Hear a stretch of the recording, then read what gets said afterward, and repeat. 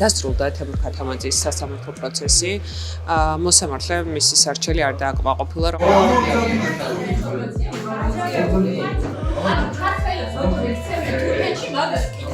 თემურ ქათამაძის იდეოებია დამტკიცებულებად მოყავთ Google-ში და Wikipedia-ში გავრცელებული ინფორმაცია, არანაირად მომზადებული მტკიცებულებები მათ არ ჰქონდათ. თემურ ქათამაძე ბათუმელი მეტროში ითხოვდა, რომ მას საერთაშორისო დაცვის სტატუსი მინიჭებოდა. ეს ნიშნავს ან ჰუმანიტარულ ან ლტოლვილის სტატუსს. ეს იცოდეთ, რომ გაანადგურებს ეს ჩემი აქედან ეს ამის შეფასებით გაითვალისწინებით გაძავება გაანადგურებს საქართველოს ისტორიული ქართული დიასპორას, რომელიც ცხოვრობს თურქეთში. თემურ ქათამაძის ოფიციალურად გაფარ ილმაზის სასამართლო პროცესი 18 მარტს თბილისის საქალაქო სასამართლოში ჩატარდა. მოსამართლე იყო დიანა ფარქოსაძე. დიანა ფარქოსაძემ ქათამაძეს უარი უთხრა ლტოლვილის ან ჰუმანიტარული სტატუსის მინიჭებაზე, რაც იმას ნიშნავს, რომ ქათამაძეს ემუქრება დეპორტაცია. და ამას ითხოვს მეორე მხარე, ანუ შინაგან საქმეთა სამინისტროს მიგრაციის დეპარტამენტი. მაგრამ სანამ სასამართლო პროცესზე მოგიყვებით, მინდა გაგახსენოთ, ვინ არის თემურ ქათამაძე. მოკლედ, თემურ ქათამაძე დაიბადა თურქეთში და არის მუჰაჯირების შთამომავალი. ქართველი მუჰაჯირები მე-19 საუკუნეში რუსული იმპერიალიზმის პოლიტიკის შედეგად იძულებით გადაასახლეს თურქეთში და მის შემოგარენში. დღესაც არსებობს თურქეთში სოფლები, სადაც ისტორიულად ქართველები ცხოვრობენ, ზოგიერთი მათგანი ინარჩუნებს ქართული ენის ცოდნას, მაგრამ ზოგ თემებში ეს დაკარგულია. ანუ ეს ადამიანები ისტორიულად არიან ქართველები. თემურ ქათამაძეც არის მუჰაჯირების შთამომავალი და ის არის ასევე თურქეთში დაარსებული ქართული ორგანიზაციის ჩვენებურების წევრი. ქათამაძე აი ამ წლების განმავლობაში აქტიურად მუშაობდა თურქეთში მცხოვრებ ქართველებში ქართული ენის პოპულარიზაციის და შენარჩუნების კუთხით. ხო, ახლა როგორ დაიწყო ქათამაძის და საქართველოს კავშირი? მას 2012 წლიდან 2019 წლამდე ჰქონდა სამუშაო ვიზა. პარალელურად მუდმივად ითხოვდა ხოლმე ბინადრობის უფლებას საქართველოში, მოქალაქეობაზეც ჰქონდა რამდენჯერმე სასამართლოში შეტანილი საჩივარი, მაგრამ 2020 წელს მას აი ამ სამუშაო ვიზის მიცემაზეც უარი უთხრა ხელისუფლებამ. მიუხედავად ამისა, თემურ ქათამაძის დეპორტაცია თურქეთში არასდროს არ ყოფილა აქტუალური, სანამ იანვარში ის ბათუმში მიმდინარე აქციებზე ადმინისტრაციული წესით არ დააკავეს. პოლიცია მას ედავებოდა დაუმორჩილებლობას და 5 დღე მან იზოლატორში გაატარა და როგორც კი იზოლატორიდან გამოვიდა, ის ხელახლა აიყვანეს უკვე საიმიგრაციო წესების დარღვევის მუხლით. ეს არის უკანონო დაკავება. უკანონო დაკავება არანაირი სამართლებრივი საფუძველი არ არსებობს ჩემი დაკავების და გაძავების. თემურ ქათამაძე ციხეში შიმშილობდა 48 დღის განმავლობაში. თავიდან მან შიმშილობა დაიწყო პოლიტპატიმრის და დაკავებული ჟურნალისტის მზია ამაღლობელის სოლიდარობის ნიშნად, თუმცა 4 მარტს ის კლინიკაში გადაიყვანეს და მან შიმშილობა შეწყვიტა. რა ხდებოდა ახლა 18 მარტს მის სასამართლო პროცესზე?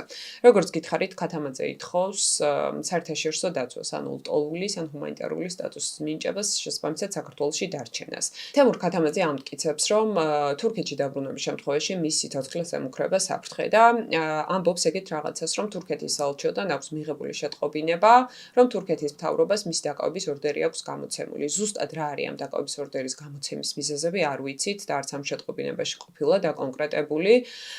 და მეორე მხრივ ქათამაძე ამბობს, რომ ის არის გიულენის წევრების მეგობარი, შესაბამისად თურქეთში დაბრუნების შემთხვევაში ის აღმოჩნდება სერიოზული საფრთხის ქვეშ. გიულენის მოძრაობაზე ოდნავ დეტალურად რომ აგიხსნათ, ეს არის ორგანიზაცია, რომელიც თურქეთში არის ტერორისტულ ქსელად გამოცხადებული. 2016 წელს მოხდა თურქეთის სამხედრო გადატრიალება და მაშინ მთავრობამ აი ეს სამხედრო გადატრიალება დააბრალა სწორედ გიულენის ორგანიზაციას და ამ ქსელს. თვითონ ამ ორგანიზაციის ლიდერი გიულენი, რომელიც ამერიკის შეერთებულ შტატებში 2024 წელს ოქტომბერში გარდაიცვალა, სიცოცხლის ბოლომდე უარყოფდა აი ამ გადატრიალებასთან კავშირს. და 2016 წლიდან მოყოლებული 100,000-ობით ადამიანი არის დაკავებული ტერორიზმის ბრალდებით, სწორედ აი გიულენის ორგანიზაციასთან თანამშრომლობის მოტივით. მათ შორის არიან მასწავლებლები, აქტივისტები, ჟურნალისტები, მოსამართლეები და ძალიან მარტივად რომ გითხრათ, ერდოღანის მთავრობა ძალიან მკაცრი ფორმებით ებრძვის ამ ორგანიზაციის წევრებს. სწორედ აი ამ მოტივით თემურ ქათამაძე ამტკიცებს, რომ გიულენის წევრებთან მეგობრობის გამო შესაძლოა თურქეთში მას საფრთხე დაემუქროს, მაგრამ აქ არის ერთი დეტალი. სასამართლოს დასაწყისშივე თემურ ქათამაძემ ითხოვა მოსამართლისგან, რომ პროცესი გადადებულიყო და ერთი მხრივ ითხოვდა, რომ ის გიულენის წევრებთან მეგობრობის დამადასტურებელი და მასზე დევნის ფაქტების მოძიებისთვის სჭირდებოდა დრო და მეორე მხრივ ითხოვდა ასევე დროს იმისთვის, რომ გაერკვია მასზე დაკავების ორდერის გაცემის მიზეზი. იმიტომ რომ თურქეთის საელჩოდან მის ადვოკატს გამოთხოვილი აქვს ინფორმაცია კონკრეტულად რას ედავებიან მოსამართლემ გუშინ არც ერთი ეს მოთხოვნა არ დააკმაყოფილა. არც მოწმების დაკითხვა დაუშვა და არც ხდომის გადადება არ მოისურვა და გუშინვე გამოიტანა ეს განაჩენი და თემურ ქათამაძეს უარი უთხრა მოკლედ აი ამ საერთაშორისო დაცვის სტატუსის მინიჭებაზე. წევრი არა, თუმცა მე ასეთი ისაც ვარ გაგების ადამიანი, რომ ვერანაირი არც ერთი სახელმწიფო ვერ შემოძნოდას მე ვისთან უნდა ვიმეორებოდი, ჩვეულებრივად გამარჯობა პროფესიული და მეგობრობის საკუთრებით რომ დავიწყო. სოციალური სამართლიანობის ცენტრმა თბილისის საქალაქო სასამართლოს მეგობრის მოსაზრებაც წარუდგინა თემურ ქათამაძის საერთაშორისო დაცვის სტატუსის მინიჭებასთან დაკავშირებით და ეს ორგანიზაცია ამბობს, რომ ქათამაძის თურქეთში დეპორტაციის შემთხვევაში არსებობს საფუძვლიანი ეჭვი, რომ მისი ცოცხლე საფრთხე დაემუქრება. თუ ქათამაძეს აპელაციაში არ გაასარჩივრებს საქალაქო სასამართლოს გადაწყვეტილებას, დეპორტაციის პროცედურები არის ხოლმე ძალიან ისეთი მოკლე და დროში შეზღუდული და უკვე საქართველოს შეუძლია მის დეპორტაცია ერთ-ან ორ კვირაში მოახდინოს. და მინდა პატარა შეჯამება გავაკეთო, რა შთაბეჭდილებები დამრჩა გუშინდელი პროცესიდან. გარდა იმისა, რომ ეს თემურ ქათამაძე თვითონ პერსონა ძალიან საინტერესოა, მან სასამართლო პროცესზეც აღნიშნა, რომ ცოტა გაუცებულია, რატო ეუბნება ქართული მხარე მას საქართველოში ცხოვრებაზე უარს. იქიდან გამომდინარე, რომ წლების განმავლობაში მას ძალიან ბევრი აქვს გაკეთებული თურქეთში მცხოვრები ქართულ თემებში, ქართული ენის, კულტურის, ტრადიციების პოპულარიზაციის კუთხით და ამას ბევრი მასალაც ადასტურებს და მეორე მხრივ საინტერესო იყო შინაგან საქმეთა სამინისტროს პოზიციები.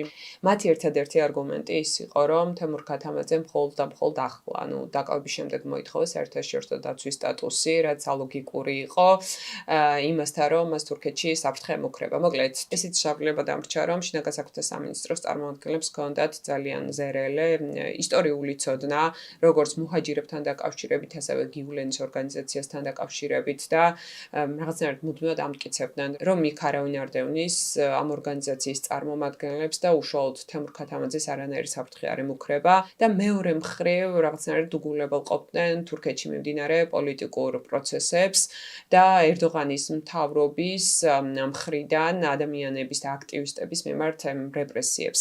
ხო, ეს ალბათ ლოგიკურიც არის, იმიტომ რომ საქართველოს დღეს კრიზისული მდგომარეობა არის ამ მხრივ, ახალი რეპრესიული კანონები და რეპრესიული პოლიტიკა უკვე ჩვენსაც ვრცელდება, შესაბამისად ალბათ ლოგიკურია, რომ შინაგან საქმეთა სამინისტროს წარმომადგენელმა უგულებელყოს სხვა ავტორიტარულ ქვეყნებში მიმდინარე პროცესები. პრინციპში შინაგან საქმეთა სამინისტროს მოვალეობაც ეს არის, რომ ამტკიცოს საპირისპირო, მაგრამ ამ დროს ერთადერთი გამოსავალი არის ხოლმე სამართლიანი სასამართლო, თუმცა გუშინდელმა პროცესმაც და არა მარტო ქვეყანაში მიმდინარე დაკავებების ადმინისტრაციული თუ სისხლის სამართლის წესით მიმდინარე პროცესებმა დაგვანახა, რომ დღეს მართლმსაჯულების სისტემას აქვს ძალიან სერიოზული პრობლემები და ფაქტობრივად ფორმალური სახე აქვს ხოლმე ამ სასამართლო პროცესებს.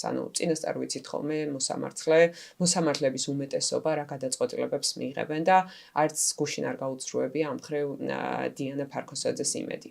18 მარტს თემურ ქათამაძის სასამართლო პროცესის პარალელურად ბათუმში მიმდინარეობდა ასევე სასამართლო პროცესი, ქართველი ჟურნალისტის პოლიტპატიმრის მზია ამაღლობელის სასამართლო პროცესი ადმინისტრაციული დაკავების საქმეზე და როგორც ველოდებოდით, მზია ამაღლობელიც გუშინ მოსამართლემ გაამტყუნა. სტიკერების გაკვის გამო ის 2000 ლარი დაჯარიმდა. მზია ამაღლობელი ცნობილი იქნა საფრთხეთაყველად, საქართველოს ადმინისტრაციული სამართალდაყოლვა კოდექსის 173 რეგულაციული და ადმინისტრაციული საფრთხის საფრთხეობა განსაკუთრებით ჯარიმა 2000 ლარი გულობის საქართველოს ინტერესის საფრთხეა.